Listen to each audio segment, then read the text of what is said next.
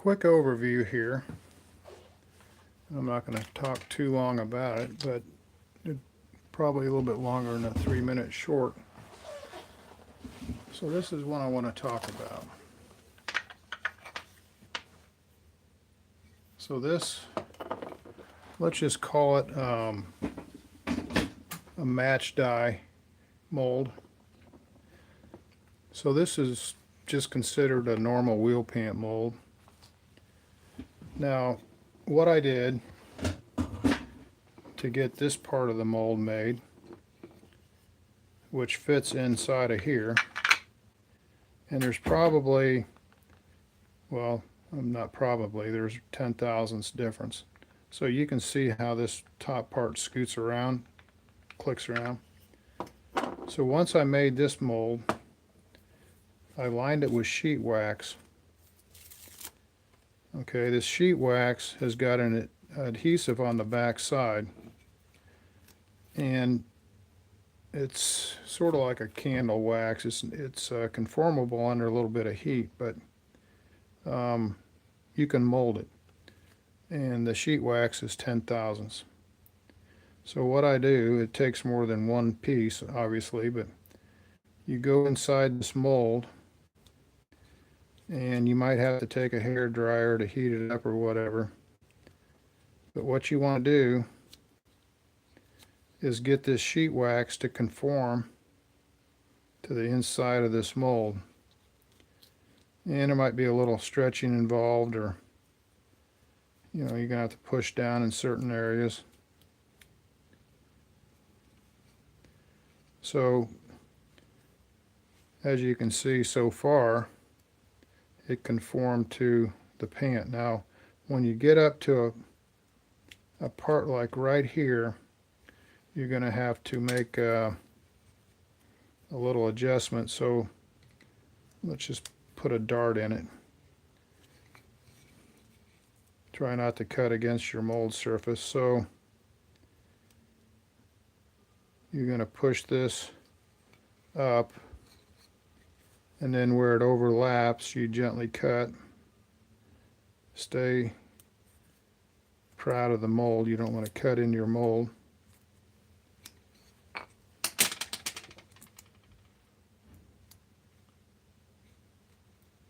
So I tore it a little bit there, but that ain't going to matter.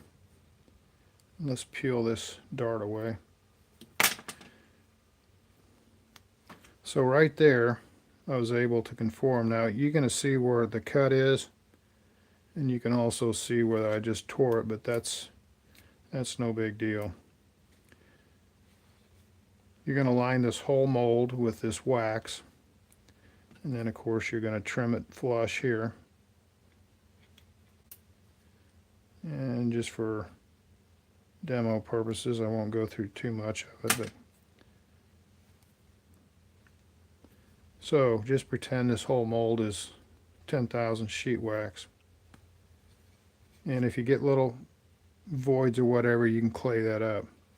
Once you get this far, then you actually pour this on top of this or lay it up. This is laid up with surface coat, and it matches the inside of this mold. So once you make this part, and there's going to be a little sanding, if you use the 302X, you can go through there and sand it, smooth it down and buff it so you get a nice finish.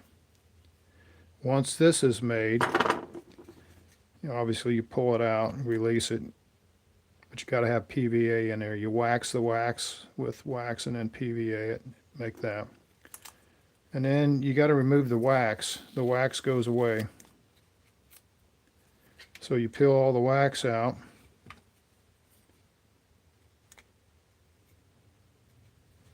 Like that. And you got to clean up the adhesive or whatever you got in there. But basically now you've got a match die mold with a 10 thousandths gap in between all the surfaces. So the beauty of the wax is it creates a 10 thousandths here, 10 thousandths here, and here. So the whole shape of the mold is minus 10 thousandths on this part. Okay, so now you're asking, what do you do now? You got a match die mold. What good is that going to do you? Here's the thinking going ahead. If you lay up your glass and your glass layup is 10 thousandths thick, you know, basically this will go in there and compact it.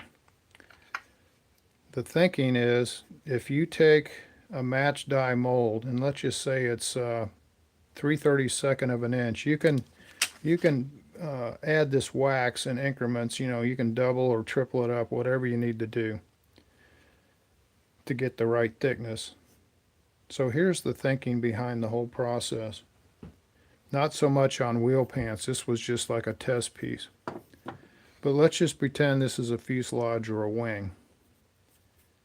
And let's pretend that there's 3/32 difference between the two. There's a gap in there at 3/32.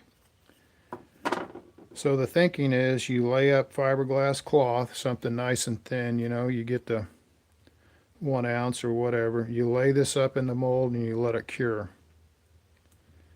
And then you come back to the male mold, and then you lay that up and you let it cure. So you've got a cured fiberglass female and a cured fiberglass male. And then what you do, you put expandable foam, or you put a core material that's wet, like micro and epoxy or something in there. So when you put the two together, whatever your core material was fills the gap. Now, what you're going to have to do to keep this from swimming around so it keys in, you're going to have to put like little bump outs here, so when this thing comes together it goes on those little keys. Also, what you want to do, if you use the expandable foam, when this goes together, you actually want to have, let's just say this is 10,000, you'd want 3/32 here and here.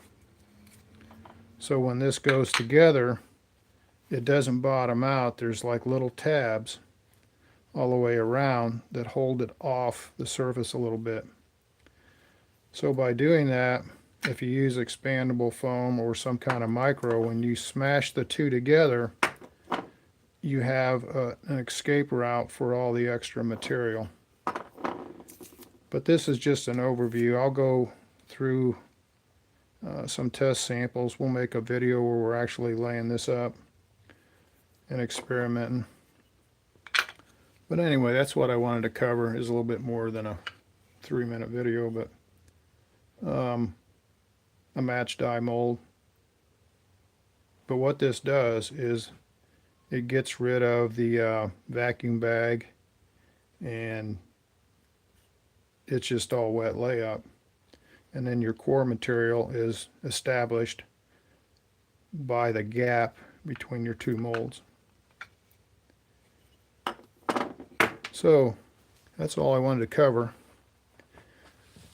I'm going to do some videos on this. We're going to just take some glass and lay up some parts and see what we come up with. So thanks for coming by, and I hope it's informative.